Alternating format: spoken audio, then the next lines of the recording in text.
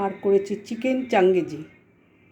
Chicken চাঙ্গেজিটাকে চিকেনের মধ্যে আদা, রসুন, ধনের গুঁড়ো, জিরে গুঁড়ো, লঙ্কা গুঁড়ো, হলুদ, নুন, দই আর লেবুর রস দিয়ে মাখিয়ে রেখেছিলাম চিকেনটাকে 2 ঘন্টা। মাখিয়ে রাখার পর এবার কড়াইয়ের মধ্যে ঘি দিয়েছি, তেজপাতা দিয়েছি, এলাচ, দারচিনি, লবঙ্গ দিয়েছি। দিয়ে তারপরে একটা পেস্ট করেছি, পেঁয়াজ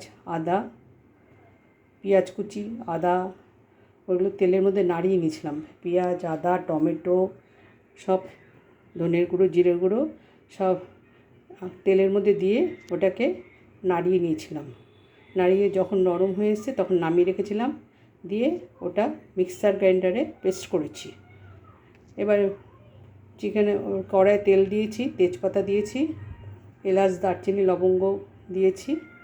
দিয়ে ওই পেস্টটা দিয়ে দিয়েছি। পেস্টটা যখন তেল ছেড়ে বেরিয়ে এসছে তখন মাখা চিকেনটা, ম্যারিনেট করা চিকেনটা দিয়ে দিয়েছি। দিয়ে তারপরে ওটাকে ভালো করে কষিয়েছি।